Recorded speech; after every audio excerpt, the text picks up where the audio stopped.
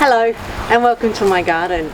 Now that noise you can hear in the background, that's not interference, that's actually our beautiful rainforest creek which is down behind me. The Ulysses butterfly just flew past. I really want to get a photo of them but they're just too far. Anyway, welcome to Tongues in Trees. This is issue number 22 and it's a monthly newsletter where you can get lots of information about things like good environmental news from around the planet, permaculture, nature. Please let me know if there's something you'd like me to include. If you don't want to listen to this, you can go down to the description and you can click on the link to take you to the written newsletter, or you can choose which chapter you'd like to go to if you don't want to listen to the whole thing. Of course, I hope you'll stay with me for the whole lot. So let's get started. This week's wonder was enjoyed by the whole family. We visited Birdworld in Kuranda, far north Queensland. Before we entered, we had to take off or tape over any jewellery and watches. Birdworld is an open aviary, and the parrots are not shy. They love shiny things and won't hesitate to take them from unwary humans. We purchased a small packet of seeds, and as soon as I opened it, I felt claws land on my shoulder. Soon we were all feeding cheeky, colourful parrots with loads of personality and laughing at their attempts to monopolise the attentions of whoever was feeding them. We spent a glorious hour there, and 24 hours later the children are still talking about it. There were lots of other birds apart from parrots, but it's the parrots that were most memorable. It's this kind of attraction that allows people to really connect and engage with nature. It doesn't match the awe of an encounter with a truly wild bird, but it's close. If you're ever in Kuranda, I recommend it for all ages. We will definitely be going back. This week's special feature is What Is That? The curiosity in question was encountered on my front porch. As I sat having a morning coffee, I saw movement on the tiles. Initially, I thought it was a piece of fluff blowing like tumbleweed in the breeze, but it wasn't quite moving with the breeze. I went closer and saw that it was a bug of some sort. My first thought was lacewing larvae. They are voracious predators who carry the exoskeletons of their prey on a spike on their backs. But the load on the bug's back didn't look like exoskeletons to me. I took some photos and video and posted them in a bug group on Facebook. My initial reaction had been correct. It was a lacewing larvae, or trash bug. The trash is thought to aid camouflage and help them to evade predators. Lacewing larvae are great garden friends as they hunt small sapsuckers like aphids and scale. We're back to Permaculture Principle 8. This month's tip is for backyards, front yards and large yards or paddocks. Hedges are a great way to screen for privacy, reduce noise, filter wind and add wildlife corridors. But the traditional monoculture hedge doesn't have the benefits of a mixed native hedge. When you integrate plants rather than segregate into areas of single species, you make it more difficult for pests and diseases to spread through your plants, and you create a more inviting habitat for all manner of garden friends. You also give yourself the pleasure of more species to enjoy. Pictured is my native mixed hedge. I have carefully selected species that will respond to hedging as well as provide something to my family. Watch this space for a link that will take you to a dedicated YouTube clip on all the plants I've chosen so far.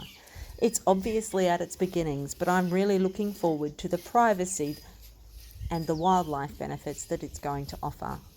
Hedges are a great place to establish edible or ornamental plants and can create a gateway for your local wildlife to enter the safe space of your garden. In last month's newsletter, I talked about the wonder of Australian native pepperberries, which taste amazing. Of course, there's no wonder quite like growing them yourself. So I started trying to work out whether I could grow this amazing plant. I couldn't find any information about how it might fare in my climate zone, so I purchased a pair of trees and I'm going to experiment and see how they go. I'll document my progress on YouTube if you're interested. So let's get into the actual plant profile. If you want to grow your own pepperberries, you'll need a male and a female plant. This is my female and this is my male. Without a male and a female, you can't actually get any fruit. Pepperberries naturally grow in cool temperate climate zones.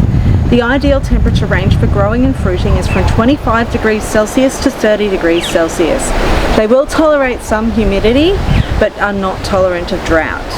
They can survive sub-zero temperatures and exposed windy locations. The trickiest aspect of growing these plants is water. They like a moist soil but are susceptible to root rot. This means that the soil needs to dry slightly between watering. I have found that if I water every morning on hot days and every second day in cooler weather, they are quite happy. They prefer part shade or dappled shade and regular applications of lime-free organic matter or fertiliser. They benefit from mulch to help hold the moisture as well. By all accounts, they are hardy and low maintenance plants once established. Leaves, flowers and berries are all edible and have a history of use as a spice and a medicine in Indigenous Australian culture. Pepperberry plants propagate easily from fresh seeds or fresh cuttings. For more information, check the description below for a link to an excellent article from Aussie Green Thumb. Good news this month is coming out of South Africa. Now what happened was there was a huge court case. It started in December last year when Shell was stopped from trying to mine oil off what is called the Wild Coast, which is on the Indian Ocean side of South Africa. What they were going to do is they were going to go on an exploration mission. They were going to do seismic blasts to map the seafloor and to see if there was oil down there. And when they do that, it sends an enormous shock wave through the ocean. Those shock waves can be really damaging to marine life. They can kill, they can injure, permanently remove the hearing, they can stop breeding, they can stop feeding. And these blasts were going to be going every 10 seconds, 24 hours a day for 5 months. So the local villagers, a lot of environmental groups, all got together and they took Shell to court. And the court ruled that they were given the rights to map and mine that area illegally because they had not had enough community consultation.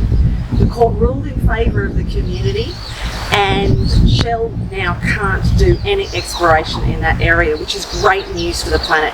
It also sets a really good precedent because it means that now there is a precedent for a community consultation and communities being custodians of their environment against big fossil fuel companies. So that might help them in future campaigns over there, but also around the world it might even help. What's really fantastic about this is that the area is a really awesome place for tourism. It also has a lot of traditional practices still going on, so culture can be maintained, tourists can enjoy the natural environment, and that's good news for us all. And since Shell is moving its portfolio away from fossil fuels and onto more renewable sources of energy, better late than never, then what we've got here is a situation where they probably won't appeal, fingers crossed. Other companies though can still gain those rights. So let's hope that case does set a precedent, because that would be really good news for all of us in all parts of the world in ensuring that our environment actually gets the rights that it deserves. Thanks for watching. Please like, subscribe and share this video, and next month on the last Friday of the month we'll have a new release time, still on Friday but this time at 6 p.m. to allow for technical difficulties. And let me know if you have any ideas in the comments. I'd love to hear from you. Till next time.